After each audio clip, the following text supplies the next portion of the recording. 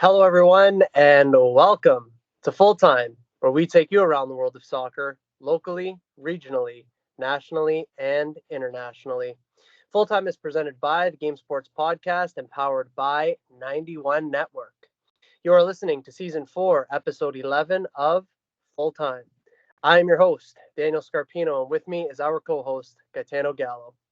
Before I begin today's show, Full Time is sponsored by Little Caesars Pizza. With their 2 locations in Sault Ste. Marie, Ontario, you can download and access the Pizza Portal app so you can enjoy a delicious hot and ready pizza from Little Caesars today. We remind our listeners that recordings of Full Time occur weekly or bi-weekly, and uploads to all of our platforms for public viewing and listening occur weekly or bi-weekly as well. Folks, we are delighted to welcome you back here to Full Time, where we get to talk about the beautiful game. G, how goes it this evening, my friend? I am doing pretty well this evening. Scarps, how are you? All is good here, sir. In today's show, we will discuss some news in the world of football, including Kylian Mbappe, Roy Hodgson, Tom Lockyer, and the Women's Super League. We'll preview the Carabao Cup final. We'll discuss Europe's Big Five. We'll analyze the first leg of games from the Champions League round of 16, and we will preview the MLS season. As always, if anyone would like to listen to our previous content, please check us out at Full Time on the Game Sports Podcast and 91 Network. And without further ado, Gitano, and to everyone who has taken the time to tune in here today, let's kick off. We get today's show rolling by talking about Kylian Mbappe. G, it has been widely reported that Kylian Mbappe will be leaving PSG in the summer for pastures new. First and foremost, what are your thoughts on this for arguably the world's best player at this moment in time? Yeah, I mean, it's very rare that, someone with that label is like available for a transfer, and like not even just like for like a somebody like as a free transfer, as a free agent. So yeah, it's kind of really the first time I think in kind of my soccer lifetime, if you want to call it that this has happened. So, and especially he's only like what, 22, 23, like it's not like the Messi saga when Messi might have went to City, might not have. Like this is like we're talking about a player potentially setting up their future and like legacy with this next move. So I'm very interested to see how it plays out. I too am very interested to see how this plays out. And there was some reports that came out too that if PSG would have cashed in on this last season when there were rumblings that he wanted to leave, they actually would have made a few pound or a few quid. So regardless, it is going to be interesting to see where he ends up. And that is the ultimate question, Gaetano. In your opinion, where will he end up? Okay, so I tried to take like a very wide look at this. I didn't want to just limit myself to like kind of the obvious options. So I looked first of all in France. No team other than PSG can really afford him, and that's what most of this comes down to is just who can afford to pay him. He has a massive salary, probably one of the highest in the world, and just there's very few teams who can do it. So there's nobody in France outside of PSG who can pay it. So he won't be going to France. The money's just kind of dried up in the Serie A recently. Kind of their big spenders have had to reel it back. Like Inter and Juve, so I don't see him going to Italy. In Germany, at first I went, Bayern Munich, yeah, like they could spend the money, but I don't think they will. And then the more I thought about it, I'm like, a front three of Mbappe, Gnabry, and Sane would be pretty good. And I mean, it would be at least them worth doing their due diligence, just, just check in, because why not? The worst case scenario is you don't make that move, and okay, it's fine. But they're probably the only team in Germany that can afford to make that move. And the more I think about that front line, I just am terrified of that. That is like, especially because they have, probably one of the fastest fullbacks in the world. And Alphonso Davies is the one guy who could probably help defend against that, also plays for them. So like, that's tough. Going to Spain, again, the money's very much dried up there other than Real Madrid, which is probably where he's going to end up. He's kind of publicly said it over the last few years that he's always dreamed of playing for Madrid, grew up as a Cristiano Ronaldo fan. Like it just kind of makes sense. Their president, Florentino Perez, has like been very public about wanting to sign him. So I think that's where he's going to end up, but there's a couple of interesting options in the Premier League. So most of the teams actually probably could afford him, just there's so much money in the Premier League, but realistically be the top 6. That would be the most kind of available to him. I don't think Chelsea would be able to, just with FFP. Like their financial situation is horrible. Tottenham's owners are just the biggest penny pinchers in world football. There's just no way they would pay that. any of his wages. So it kind of brings it down to 4: Manchester United, Manchester City, Liverpool, and Arsenal. The only reason I discount your Arsenal is just I don't think Mbappe would be interested in joining a quote unquote project. I think he wants to join an established, title favorite and European favorite every year. Maybe if this was like 2 or 3 years down the road where, Arsenal pick up a Premier League, maybe go deep in a Champions League, go to like a semi-final, then maybe, but I just don't see him wanting to join a quote unquote project. Same idea for United. They could definitely afford him. But I just don't see him going to United. It doesn't make sense for him. So it kind of brings to City and Liverpool. I don't want him to sign for City. I think he's a phenomenal player, one of the best in the world, but he's kind of a giant baby. He has just a terrible attitude. We've seen it. Sorry to cut you off. Don't you think like Pep could fix that? Like here's the thing. Here's what I need from you. Here's what you're going to do, and that's it. So here's the thing. It's kind of, if the situation happened where he's at City, he either Pep lays down the law, like that's it. Like there's no, you've seen him move on guys like Cancelo when he was at Barcelona, like Ibrahimovic and like Samuel Eto'o. He's moved on big names. Like he's not afraid to do that because it's his way or the highway.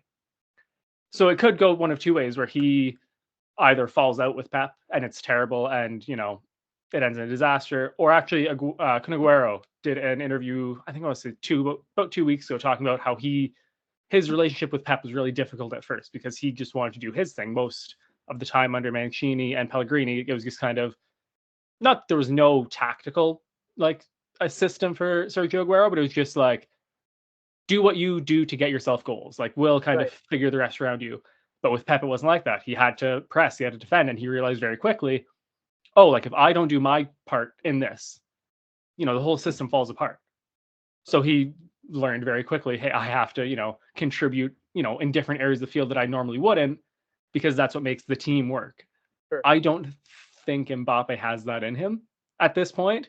And I don't want City to be the testing ground of that because, there's a really great squad harmony. And we've had that for a few years now at City where it's just, you're there, you're playing for the club, you're playing for the badge, you're playing for the fans. Like you just kind of check your ego at the door.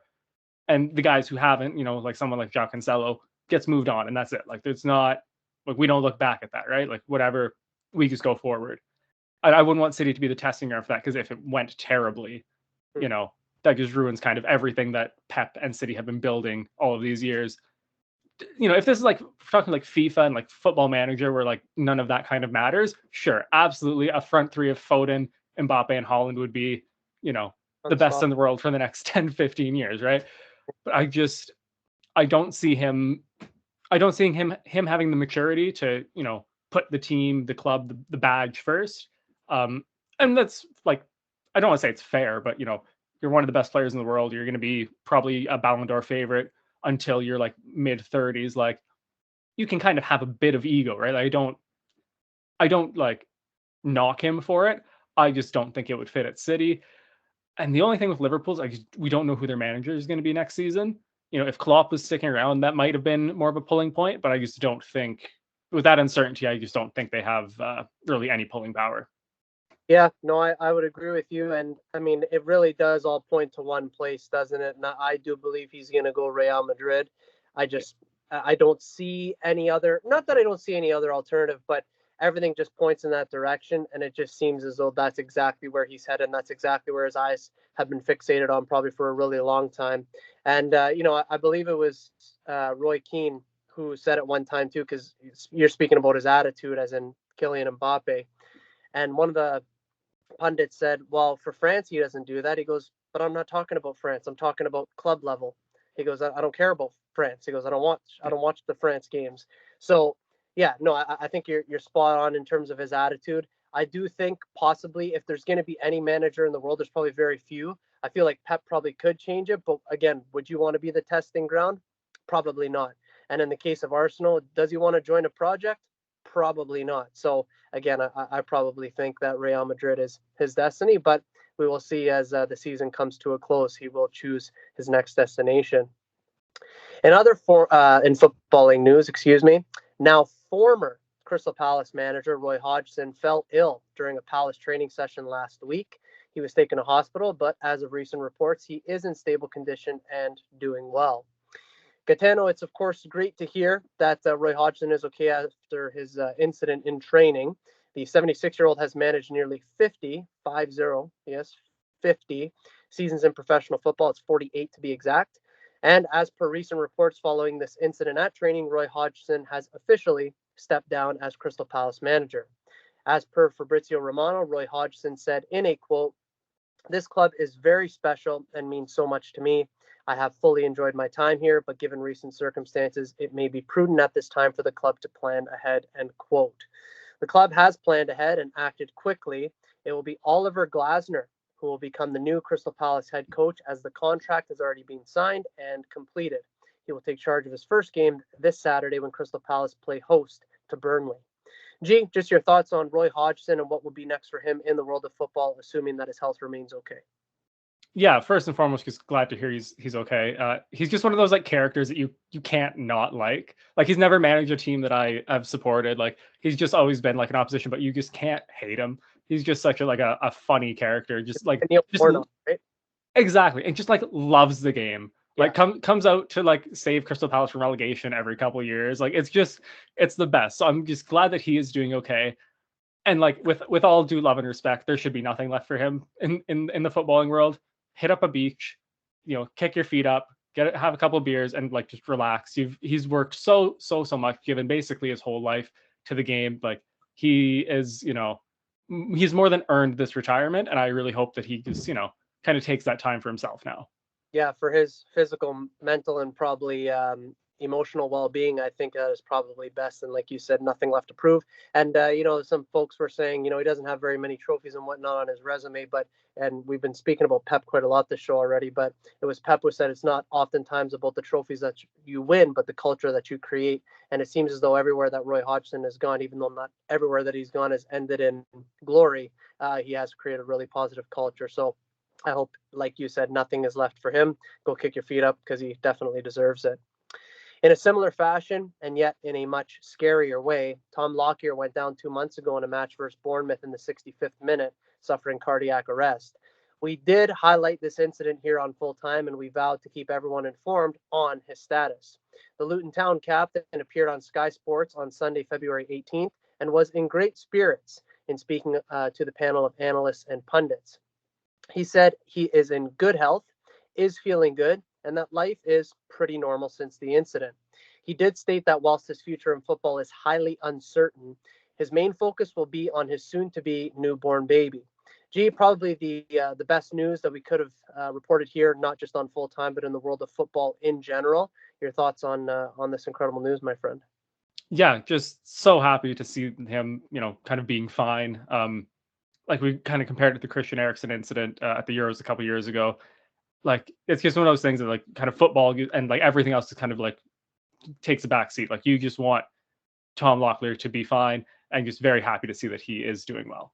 Yeah, and whether or not he's going to come back to football or not, definitely do wish the best for him. But if he doesn't come back to play, I do have a funny feeling. And just listening to the way that he spoke on Sky, I feel like he could have a position, maybe not as a manager, but something to do with maybe backroom staff or something like that. Seems like a very intelligent man, but definitely glad that he's doing well. In a different light, it's Arsenal and Manchester United Women's Super League, which breaks the league's attendance record with more than 60,000 fans this past weekend. Gitano, some brilliant news this on a historical front. Your thoughts on how this bodes for enhancing the women's game? Yeah. So like kind of every time that record gets smashed, it just like I get more and more blown away. I know City have set the record at one point, selling I think it was about 45,000 at the Etihad. That was a Manchester derby. There's also been a Manchester derby at Old Trafford that I think broke that record. But 60,000 for the Women's Super League is it's just incredible. And every time you hear like people say like, oh, like nobody cares about women's soccer, nobody wants to watch it. It's like this is proof of the exact opposite. Like this game, it is growing. Obviously, it'll be a very long time before it catches up to the Premier League, but that's just a time thing. There's really no way to speed that up. But seeing these records get smashed, seeing the quality of the players, there's some like the best players in the world are playing in the WSL. Yeah, it's just huge for the game. Oh, it's massive. And, I heard a very good point on this because that game took place at the weekend. You have to think there were some big games on at the weekend across Yeah. Europe in men's football. So the fact that they still have that attendance record is astounding. And hopefully that continues forward for the women's game. I think it's just awesome. Now, let's shift gears and discuss the upcoming Cup final that will be on the minds of many, and that is the Carabao Cup final. The Cup final will be played between Chelsea and Liverpool on Sunday, February 25th at 10 a.m. Eastern Time. First and foremost, how excited are you for this Cup final? Uh, so I'm excited to watch it for the spectacle. Not excited about the teams playing in it. It's not the best. Teams as a neutral.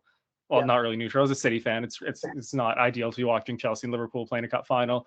But I am very excited to kind of see the carnage unfold. For sure. And I do remember the cup final between those two teams in the Carabao Cup 2 years ago. And I remember watching that game on my couch, and that ended, it was 0-0, but it was one of the most exciting 0-0s that I had ever seen. I think I actually tweeted that out at the time. And then it ended in penalties, of course. But we do have a rematch of that. And the odds on favorites to win this cup final is, in fact, Liverpool. According to the Telegraph, Liverpool's chances to win the Carabao Cup are at a pretty favorable 64%, where Chelsea are at 36% as per the bookmakers' odds. Stats and analytics don't win football matches, and they certainly don't win trophies. But a question on the minds of many people is the following: is there something to be said for how things line up for this cup final statistically between these two sides? And just for background knowledge, Liverpool edged Chelsea in all major statistical categories, including time of possession, XG, which is the expected goals based on chances created, shots per game, and shots on target per game. The floor is yours, sir. Specifically against Chelsea, I don't think it really matters much. If you look at the stats before the 2021 Champions League final, they would have said that City should have blown Chelsea out of the water. But they played a very solid game. And I realize it's kind of like the makeup of the team is different now, obviously. But just, yeah, like stats aren't really great for like a one-off game. If you want to talk about like a full season's worth of, where a team should finish, compared to another team, yes. But for kind of a one-off cup final, I don't really think stats matter too much. Yeah, and it's one of those things we say it all the time in the coaching world. Hey, it's a cup final, so anything can happen, and pretty much everything goes out the window. And oftentimes, as you know, being a City fan, 'cause you get to so many cup finals, you actually don't play your best game in a cup final, right? So anything can really happen there. But more on a tactical front, how do you think that both of these teams might set up going into this contest? I mean, my thoughts as someone who doesn't, study either their like tactics the way I do Cities, I'm going to assume Chelsea are going to set up kind of the way they did against City over the weekend, which is sit back, absorb pressure, and counterattack through Sterling, probably Nkunku as well. And Liverpool are going to try and kind of go for a full-on assault, offensively, and just try and not kill the game that way. Yeah, and it seems like Liverpool's injury report, I mean, I didn't realize it was as bad as it was, but they got like a lot of players out. So, yeah, if they're going to go all out assault, it's going to have to be some maybe not so key guys stepping up to play in key roles. So, definitely looking forward to seeing that. But I do agree on the Chelsea front. I think they kind of have a recipe, and it is a bit of, you know, it's a bit of a gamble when you play like that, but if it works out, it really works out in your favor. So, Gitano, we do have to officially pick who we believe will win this trophy. So I'll be turning it over to you for one, the winner of this contest, and the scoreline of the game. This is tough. I'm going to lean Liverpool. I want to say it's going to be 3-1, but the third goal is going to be very late when Chelsea's pushing to tie. It's going to be like 2-1, very, very late. They're going to push forward, and Liverpool's going to get one last break to make it 3-1. That's my prediction. Love the prediction. I'm also going to take Liverpool and have a very similar score line. I'm taking Liverpool to win 3-2. I think there's going to be some goals in this game. And I also think that this is going to be sort of part one of Klopp's departure as Liverpool manager. A final reminder once again that this cup final will be played on Sunday, February 25th at 10 a.m. Eastern Time. In our next episode of Full Time, we'll be able to review the outcome of this cup final for you all.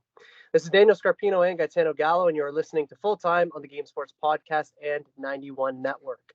A reminder that Full Time is sponsored by Little Caesars Pizza. You can download and access the Pizza Portal app for any of the 2 locations in Sault Ste. Marie, Ontario. Have a delicious hot and ready pizza from Little Caesars today. Let's now get into Europe's Big Five, and we will get the ball rolling with the English Premier League. It's Liverpool who remain top with 60 points. Manchester City is in second with 56 points. Arsenal is third with 55 points. Aston Villa occupy fourth with 49 points. It's Tottenham in fifth, chasing that final Champions League position with 47 points of their own. Manchester United in sixth has 44 points. Gee, it looks like a three-headed monster for this title race. First, your thoughts on those three teams that were just mentioned at the top, and second, is it time, rather, that we start considering Manchester United as a for sure top four contender? I got a very simple answer for that in a minute here, but just looking at the top three for right now. So Arsenal and City still actually have a game in hand on Liverpool, so it's a lot even closer than the numbers look at this point. City can pull within a point, Arsenal within two, depending on their results. And yeah, I think at this point, I don't see Villa or Spurs kind of making that jump into this discussion. I think we're for sure looking at a three-way title race here. And yeah, it's we're just about 12 games left, 12, 13 games left. Like it's going to be right down to the wire, I think. Absolutely. And then to the point of Manchester United, they've been in a good recent run of form. Obviously, after the Ratcliffe news of new ownership and what have you, and money and everything else. So, what do you think on that front? I still think they're hilariously outside of top four contention. And that's like I'm trying not to be a City fan in this. I'm just like, but like their squad's still a mess. Yeah. Their manager, as much as good of a manager as he is, it's just it still hasn't really clicked. Like you see it sometimes, and then it's just it's completely fallen apart other games. So they're just a mess everywhere. They're a mess in the boardroom. So yeah, I just look at them compared to kind of the 5 or 6 teams ahead of them, and I just really don't see it. Yeah, and I think maybe for this season it might be a little bit off the table unless we get surprised by something. But did hear reports. I don't know if it's confirmed yet, but they finally appointed a Department of Football. So about like 15 years too late, but yeah, so I mean, if that's the case, then obviously things are going to trend in the right direction for them. You'd have to think, but yeah, we're going to keep an eye on that top four race as much as we want to keep an eye on those top three teams because it's pretty exciting what's happening up there, and looking forward to the weekend when City and Arsenal play not against each other, but they both have the games of their own. And in the bottom three, it is Sheffield, Burnley, and Luton Town. Nottingham Forest has given themselves some breathing room, at least for now, pushing to 16th. But it is Everton, who are only out of the relegation zone on goal difference. Do any of these teams at the bottom have the potential to go on a 3 to 4 game run and get themselves out of trouble here? So I think of the four you mentioned there, Sheffield, Burnley, Luton, Everton. Everton are probably the most likely if one of those teams is going to go kind of, pick up a bunch of points in a short span. I really just don't see Sheffield, Burnley, or Luton being able to string two wins together here. It's kind of just the way it's been this season. Pretty much. And actually, Luton Town gave them a good account of themselves the other day against Liverpool in the first half. But again, it is one of those things where you just see it like class personified in the second half from Liverpool, and Luton Town had no way to cope. And their manager actually said that, like, yeah, we were really good on the day, but Liverpool were just so much better. So, yeah, I don't think that any of those teams have had the ability to go on a 3 to 4 game run. But if it is going to be anybody, you'd probably have to say Everton.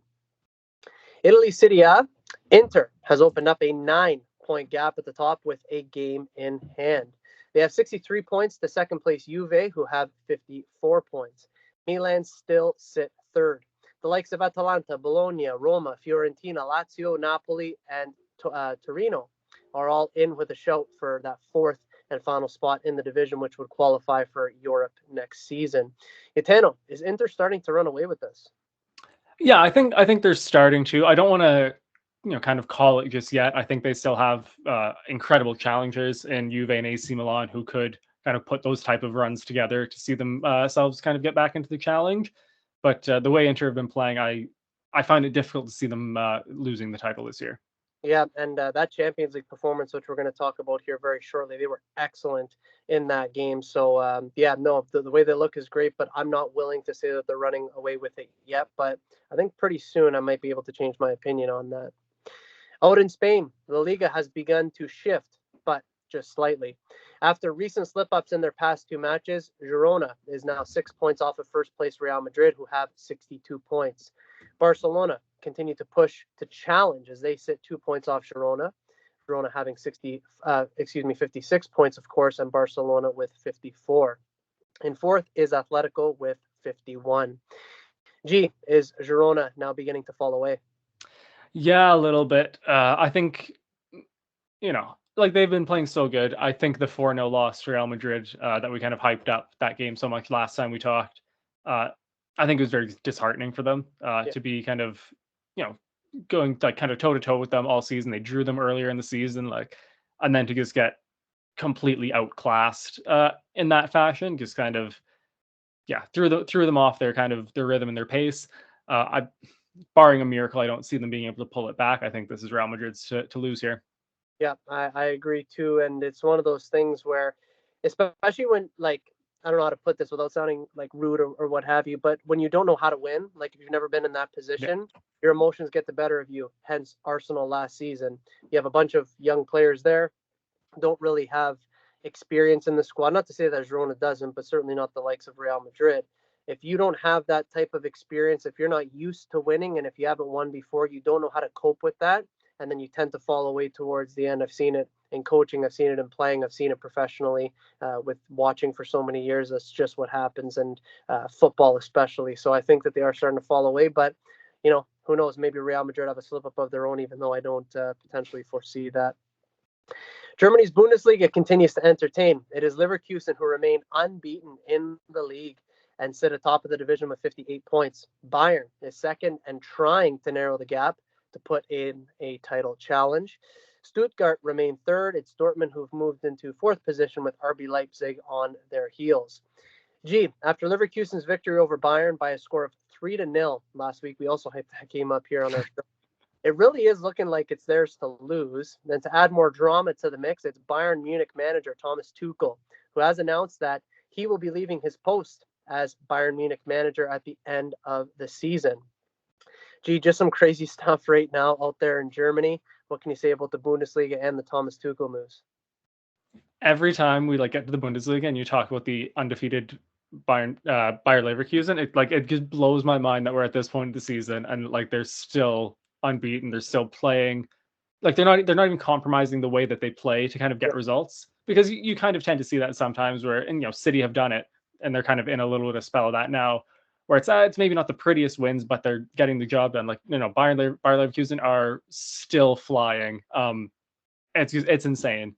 The way they just manhandled Bayern Munich at the weekend was just nuts. Like very few teams in Europe are able to do that.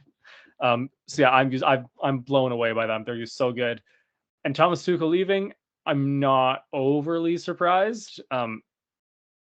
I don't mean any disrespect to Bayer Leverkusen when I say this, because we've talked about how phenomenal they've been, but like when you're given a squad like Bayern Munich, you spend 100 million bringing Harry Kane, like the expectation is you run away with the Bundesliga because you're Bayern Munich and that's what you do, and you challenge deep in Europe. They're, I don't want to say out of the Bundesliga title race, but they are very quickly slipping away from it, and they're not really pushing very far in Europe, I don't think. We'll talk about that in a little bit here.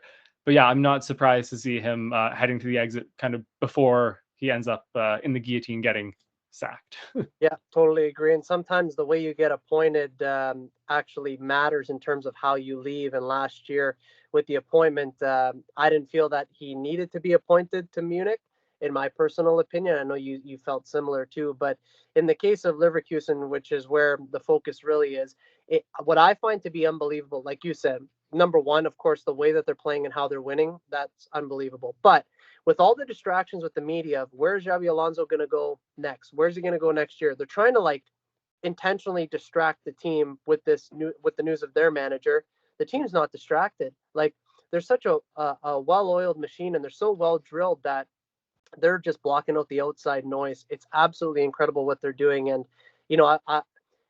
are they going to finish the season unbeaten? We asked that question last show.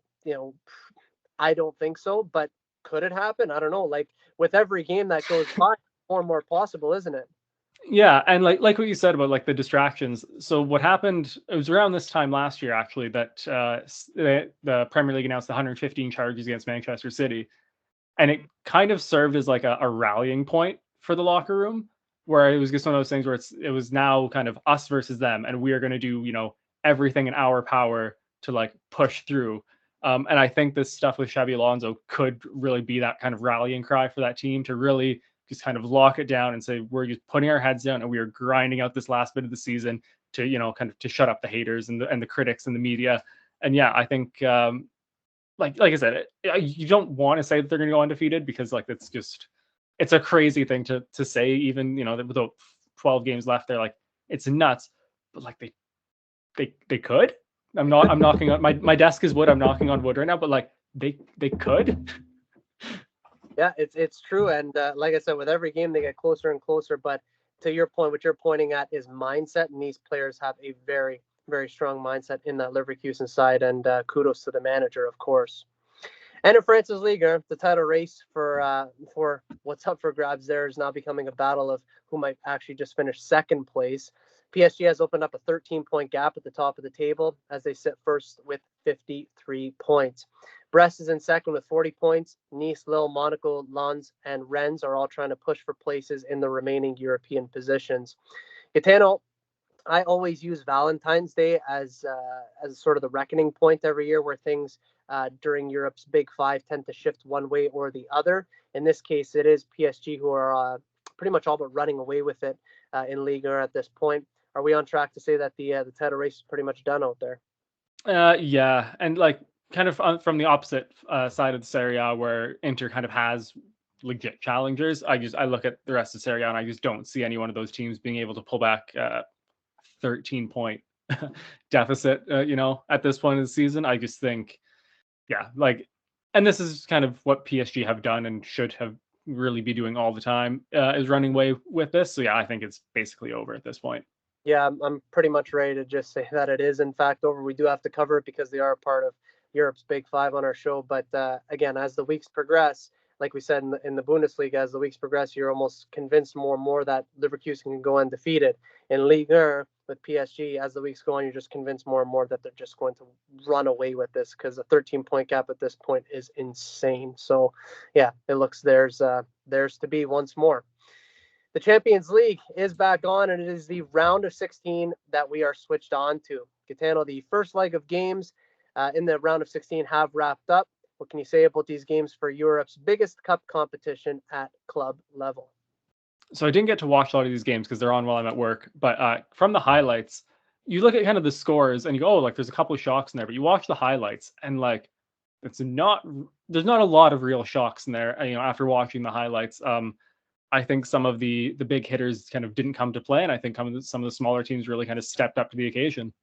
Most definitely, yeah. And I'm similar to you that the games are on whilst I'm at work, so I have to catch all the extended highlights, which is absolutely better than nothing. But yeah, just based on what you see, like you said, the score line when you see it without watching, it's like whoa for some of them, which we're going to get into here. But then you actually see those extended highlights and the match review and everything else. It's like, oh, it's not really that surprising. So let's get into it here and now. First, it was your Manchester City, Gaetano, who made the trip to Copenhagen and made good on the trip, winning by a score of 3-1. Gia, a very dominant performance from City in this first leg away from home. Please let us know your analysis of your side in this contest. Yeah, I thought City looked not kind of fully back to normal, but kind of as close to normal as we've been for the last couple of weeks. I know another team from Manchester went to Copenhagen and lost 4-3. So, it's always nice to see, us going and getting the result like we should. And really kind of, I like kind of take a little bit of a broader look at the knockouts, like kind of one of the only really convincing performances kind of across this last 16 here. So, yeah, very pleased with it.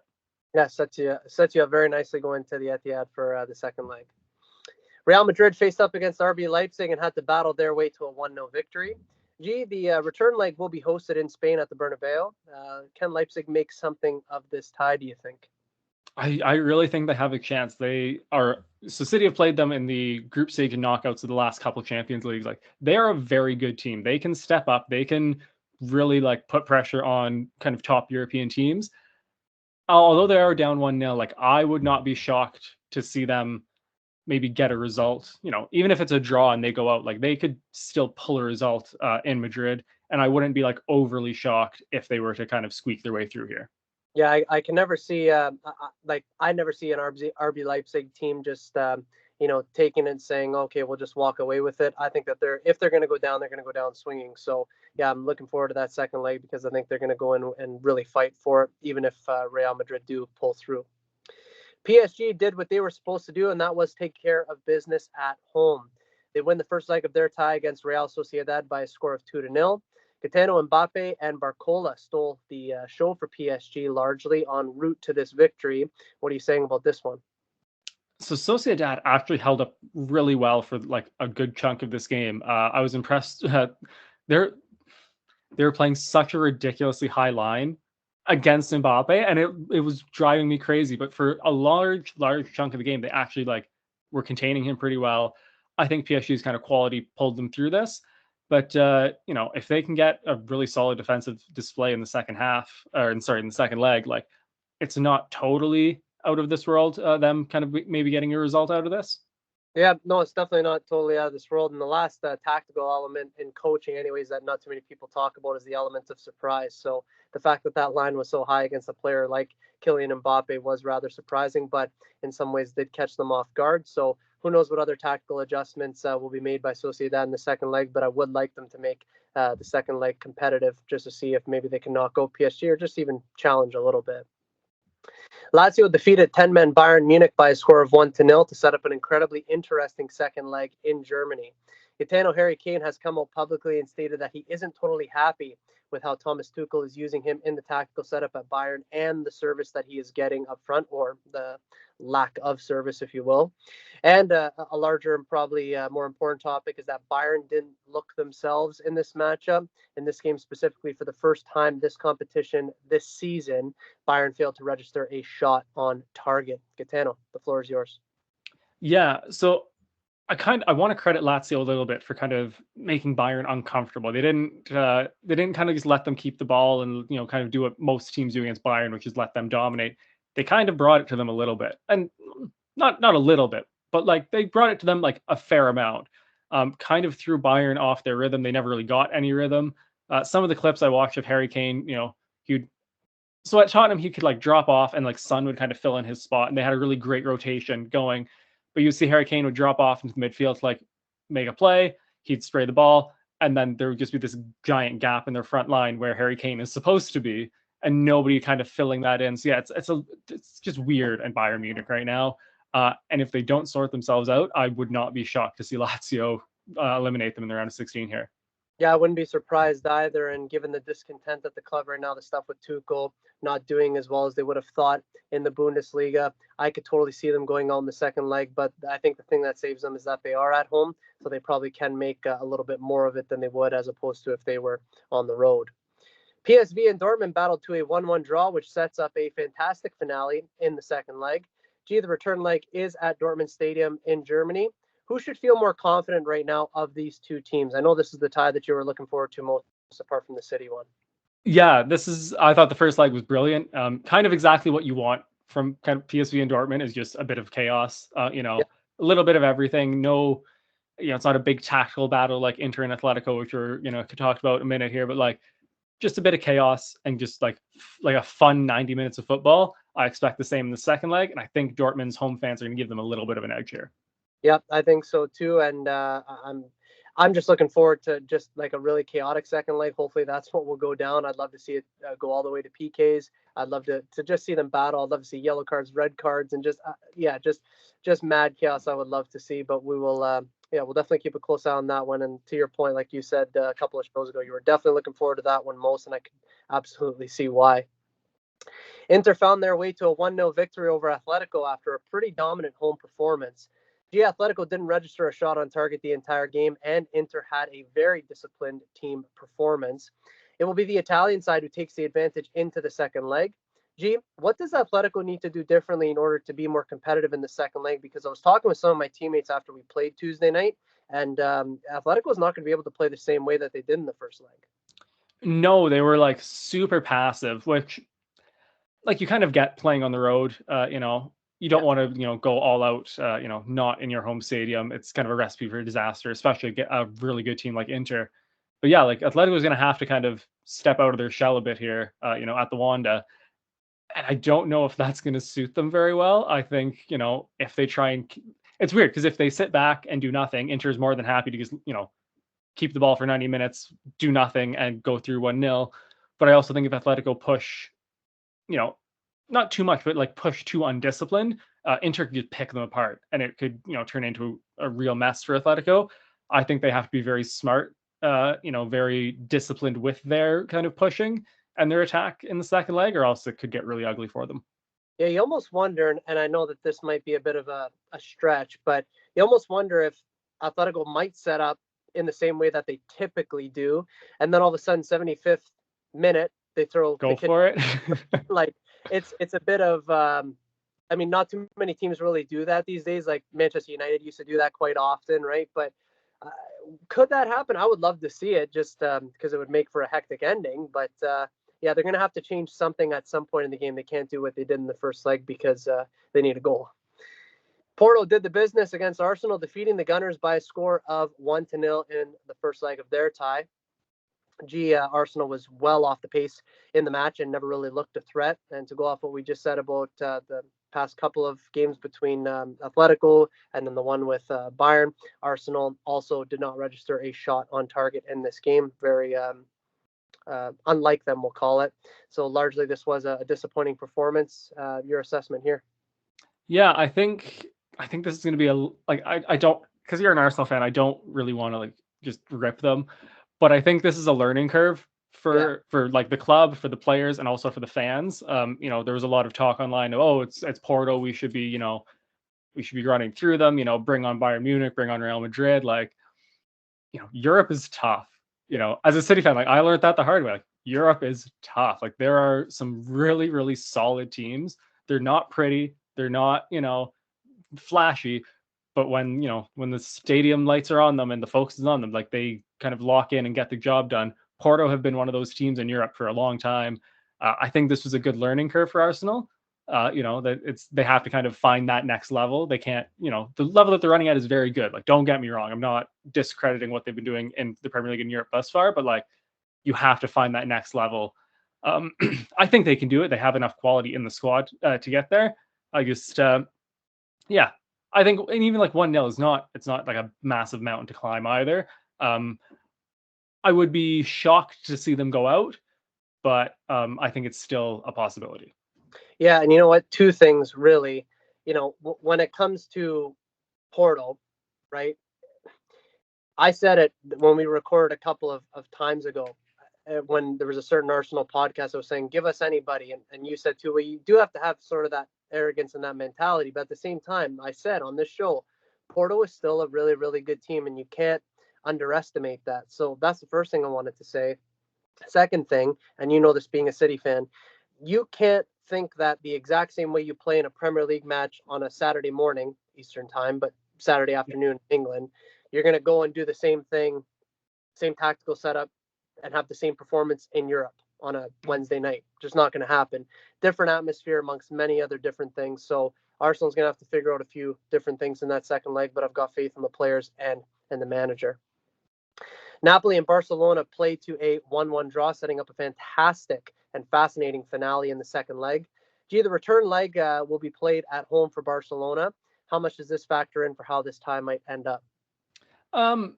I think this could really go either way. The Barcelona fans are very vocal, kind of in both extremes, in support and when it's not going well. So I think if Napoli get an early goal, if Barcelona aren't playing up to their best, I think the home crowd could very much turn on Barcelona and kind of compound things and make it worse for them.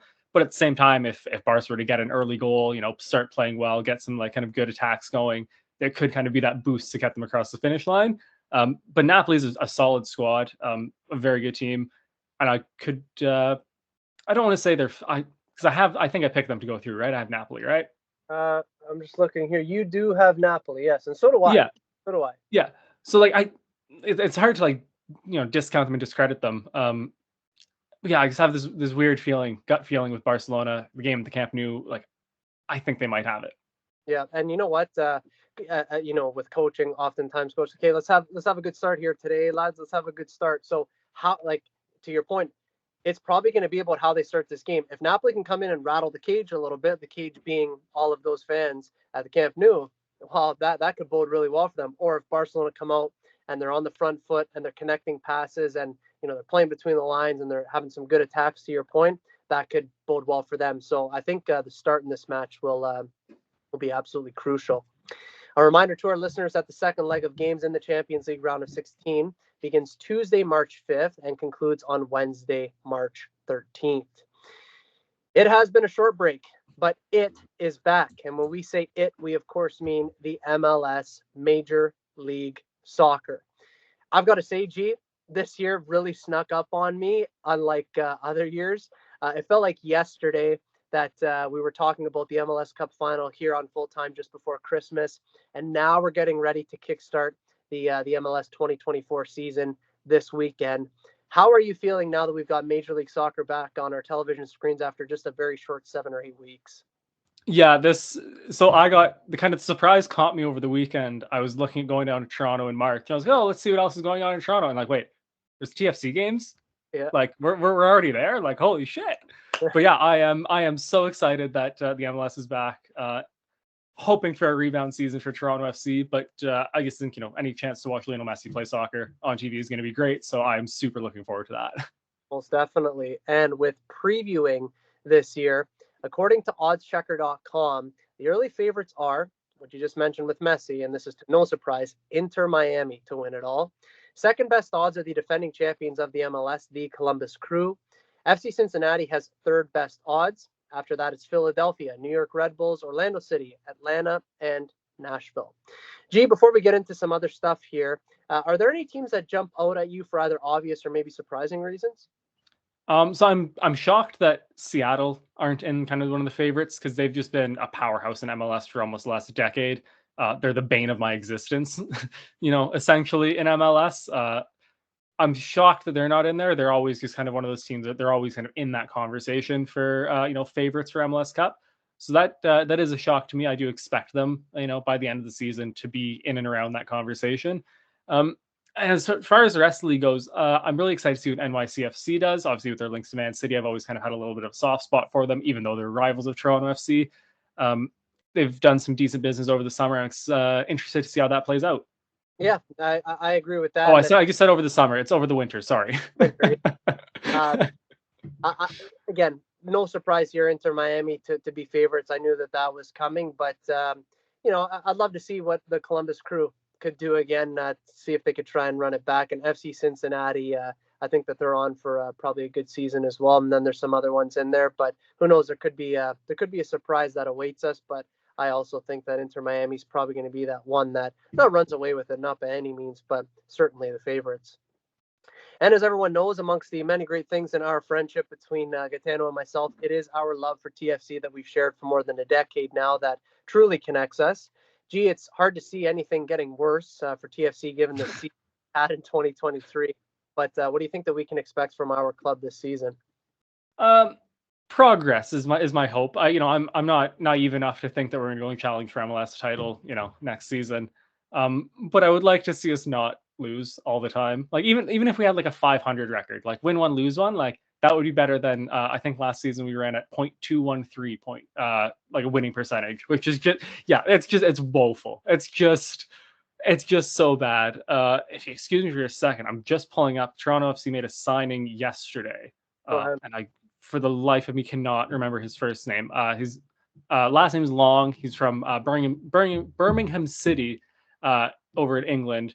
I think that's kind of similar mold to like the Drew Moore and even like Stephen Caldwell previously, of that kind of just defensive anchor, no nonsense, just going to sort kind of hopefully sort the back line out, because that's been basically the biggest problem for the last 3-4 years is just leaking goals, would be putting it lightly. It's like there's no defense or goaltending there at all.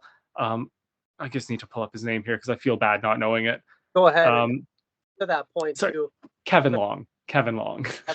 Yeah, and you know what? To that point, obviously the defense and the structure defensively really hasn't been there, goalkeeping the whole bit. But even the lack of ideas offensively, we talked about it so often on our show. How many times are you going to just spray the ball out to Insigne on an island and expect that he's going to take on 2 or 3 defenders? Yeah, it's going to work out once every 2-3 games maybe, but that can't be your main line of attack or your main idea when you're attacking. So hopefully, like you said, progress this season. That's what I'm looking forward to. Steps ahead, not steps backwards.